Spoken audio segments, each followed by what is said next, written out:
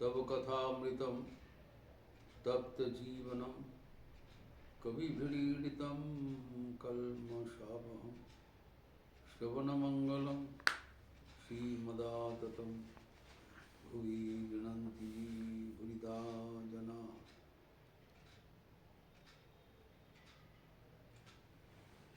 अभी अहिल्य का स्तव का शेषांश में उसका स्तुति किया गया है। जो ये स्तव पाठ करेंगे उनका समस्त कर्म बंधन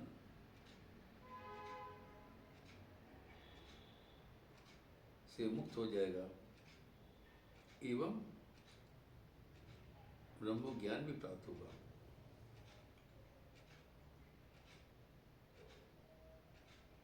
जो आखिर में कहा गया है, अहल्यया कृतं स्तोत्रम यः पठेत् भक्ति संचिता समुच्यते अखिलै पापै परम ब्रह्मदि गच्छति। ये चरम प्राप्ति, इसमें खाली भक्ति के साथ पढ़ना जरूरी है बस।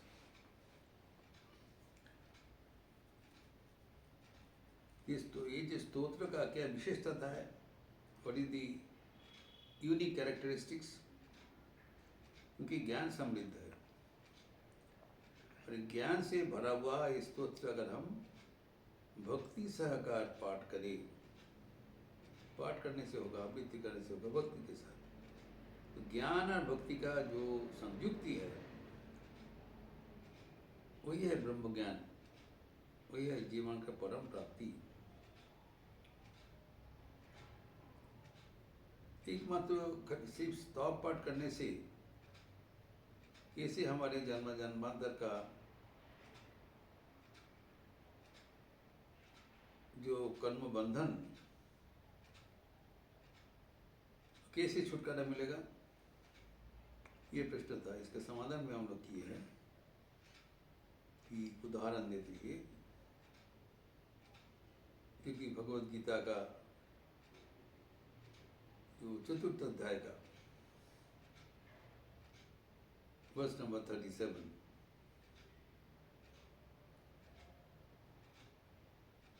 जते धांसी समिद्धोग्निर भस्मसात् कुरुते अर्जुन ज्ञानाग्नि सर्वकर्माणं भस्मसात् कुरुते तथा। जो ज्ञान रूप अग्नि हमारे जब मन में प्रवेश करते हैं तब समस्त कर्म के फल सहित दग्ध कर देते हैं। जैसे कोई आग में अगर लकड़ी डाल दिया जाए, लकड़ी क्या होगा, भस्म हो जाएगा, एकदम भस्मसात हो जाएगा, कुछ नहीं बचेगा, राख हो जाएगा। इसलिए हम ये व्याख्यान किया था कि जब ये ज्ञान हमारे दिल में आते हैं, ज्ञान का मतलब क्या बताया, ये हमारे जो आत्मस्वरूप का उपलब्धि, हम अभी अज्ञान को अनुसार ये मैं शरीर हूँ, ये शरीर मेरा है, ये जो अज्ञान है, जो देहात्म बुद्धि रूप जो अज्ञान है, वो क्या होगा, देहातीत ज्ञान आ जाते हैं। दुख को जाने या शरीर जाने, मन तो आनंद देते हो, I am different distinct from this body and mind. जब ऐसी ज्ञान हो जाता है तब इस शरीर में इस मन से किया हुआ जितने भी अच्छा बुरे कर्म हो उसका जलांजलि हो जाता है, वो जल के भस्म हो जाता है। इसलिए औपचारिक रूप से हमारे ये परंपरा में गृहीत हो गया, ये ज्ञान का जो प्राप्ति मतलब हमारे चित्त शुद्धि, समस्त कर्म भस्म हो गया। और कर्म ही भस्म हो गया तो क्या होगा? पुनर्जन्म नहीं होगा।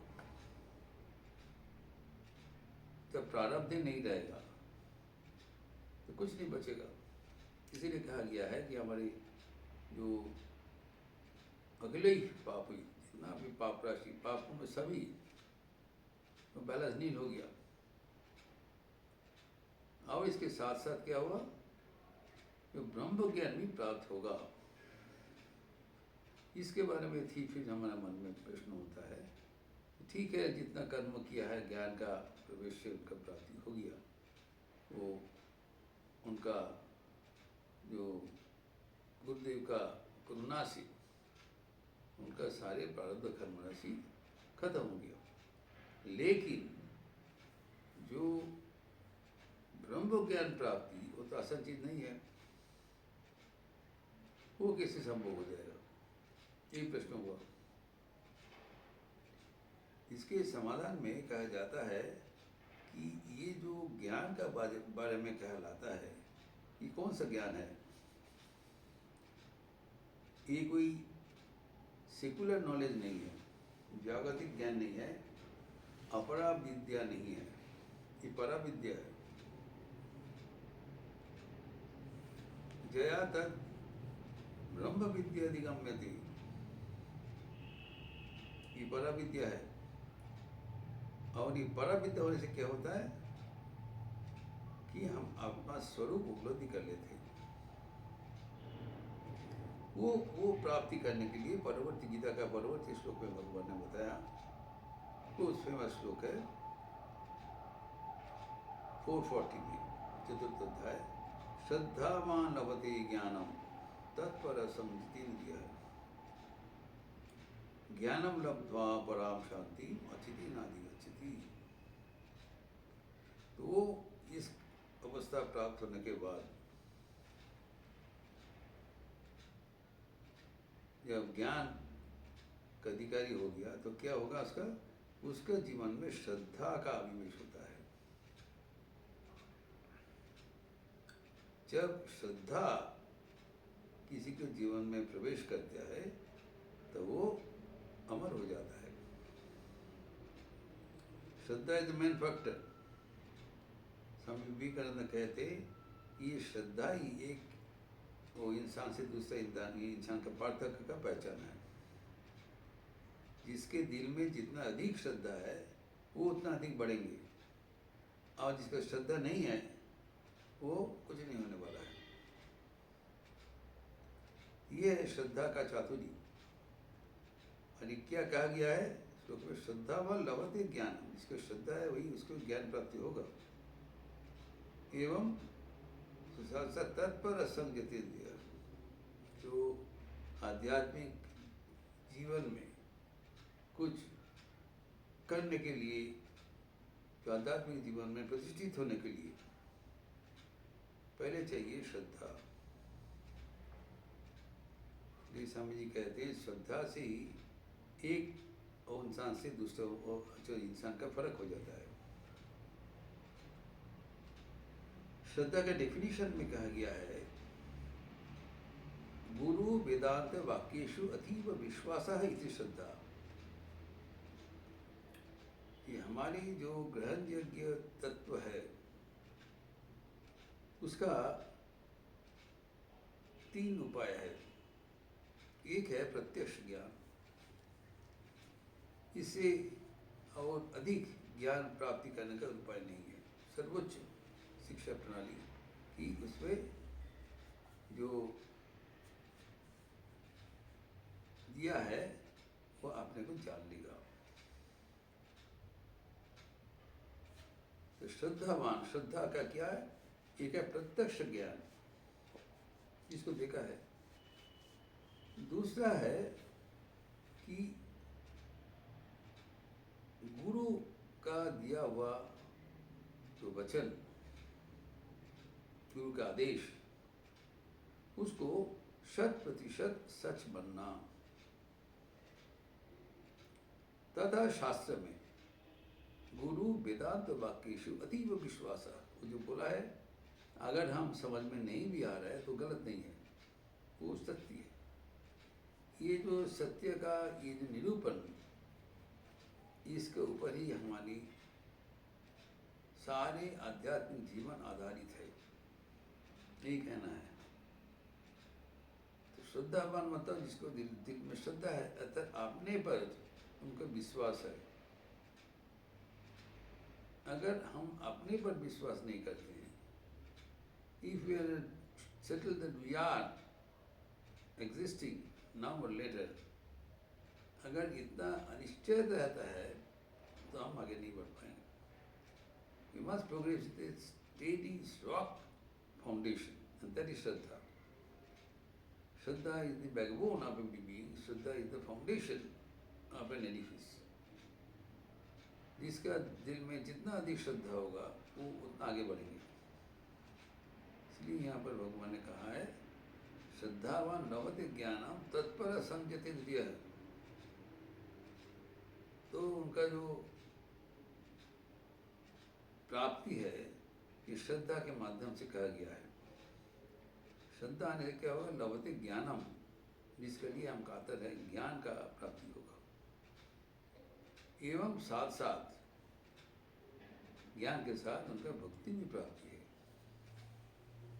तो श्रद्धावान लभते ज्ञानम तत्पर संयते। अभी श्रद्धा जिसको है, जो भगवान को मानते हैं, एक था एक प्रत्यक्ष दर्शन करके, या गुरु में बता दिया, शास्त्र में कहा गया कि भगवान है, भगवान के विवरण है, पहले मान लिया, 100% मान लेना है। ये विश्वास के ऊपर हमारे आध्यात्मिक जीवन उसका नींव है, तो निर्भरशील है। तो श्रद्धा मतलब मैं विश्वास करता हूँ, मैं जो देखा हूँ, ये शास्त्र में जो लिखा है, महापुरुष गण जो बोल रहे हैं, मैं विश्वास करता हूँ, उसमें संदेह नहीं है।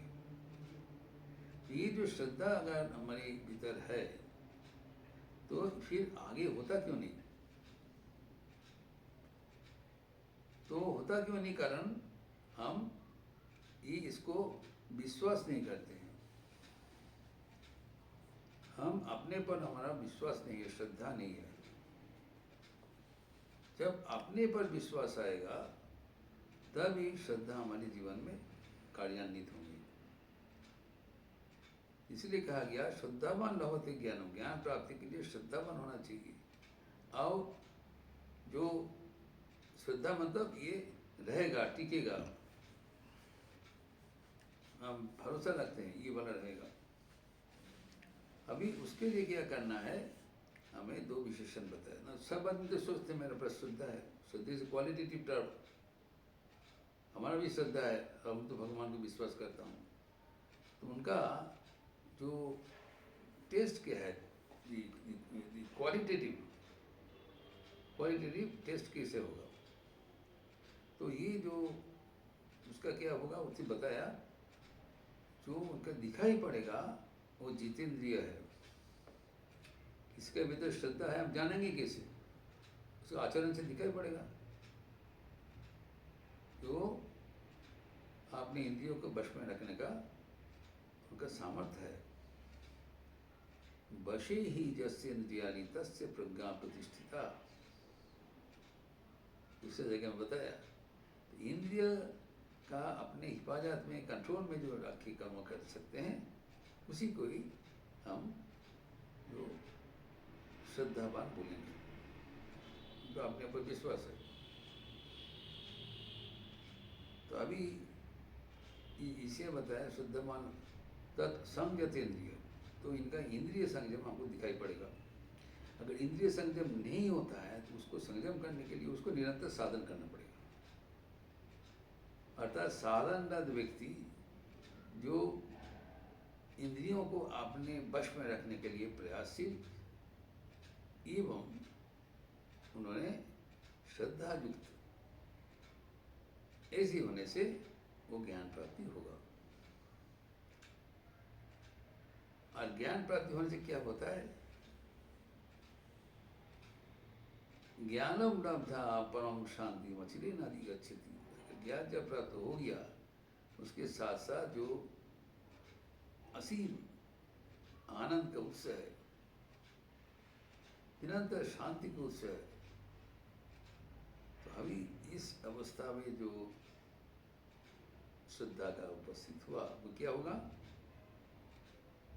अचिरे नादि गच्छति परम शांति, तत्काल उनका इज नो टाइम डिफरेंस, ये जो बताया कि नहीं वापस जो होगा परम शांति ब्रह्मादि गच्छति, साथ साथ without any further difference of time. जैसे उनका मन पवित्र हो गया, मन में जो विभिन्न प्रकार का कर्म राशि है वो ज्ञान से दग्ध हो गया, तब वो साथ साथ जो ईश्वर के चरम आनंद की उत्तराधिकारी होगी, नहीं बताया। अर्थात श्रद्धा युक्त व्यक्ति, श्रद्धा तभी आएगा जब उनको गुरु वेदांत वाक्य से तो विश्वास है, अपना विश्वास है, पूरा मान लेते हैं। एवं उसको जब मानते हैं उसका परिचय क्या है? वो इंद्रिय संयम होगा उसका। इंद्रिय संयम होने से पता चले कि इसके पर श्रद्धा है, इसके पास श्रद्धा नहीं है वो इंद्रिय संयम नहीं कर सकते। कि वो इंद्रिय संयम करने के लिए वो सर्वदा तत्पर है, अलर्ट। ऐसे अगर हो जाए तब उसको क्या है, न केवल श्रद्धा का जो परिपूर्ण योगदान रहा, फिर जो ब्रह्म ज्ञान जो है वो तत्काल प्राप्ति हो जाएगा, टाइम डिफरेंस। कारण उसको ईश्वर के सिवा, परमात्मा के सिवा व्यतीत और कोई प्राप्त नहीं है। साथ साथ परम शांति वो प्राप्त कर लेते हैं।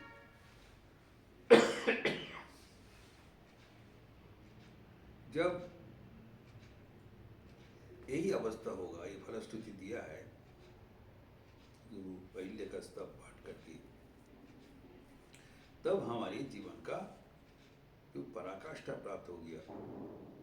हम हमारे जितने पूर्व जो अर्जित जन्म जन्मांतर का पाप राशि नाश हो गया, समस्त कर्मफल से मुक्त हो गया, विदेह मुक्ति प्राप्त हो गया, एवं अभी भी जो परा शांति लाभ हो गया।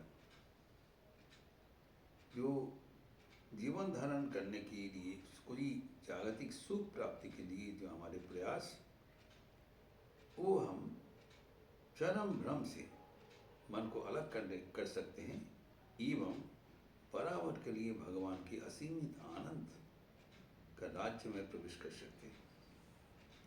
ये ज्ञान युक्त भक्ति का स्तव पाठ करने से ये हमारे चरम प्राप्ति है। इस प्रसंग को और भी आगे बढ़ाते लिए हम कल चर्चा करेंगे। ओम शांति शांति शांति। हरि ओम तत्सत्। श्री राम कृष्णार्पणमस्तु।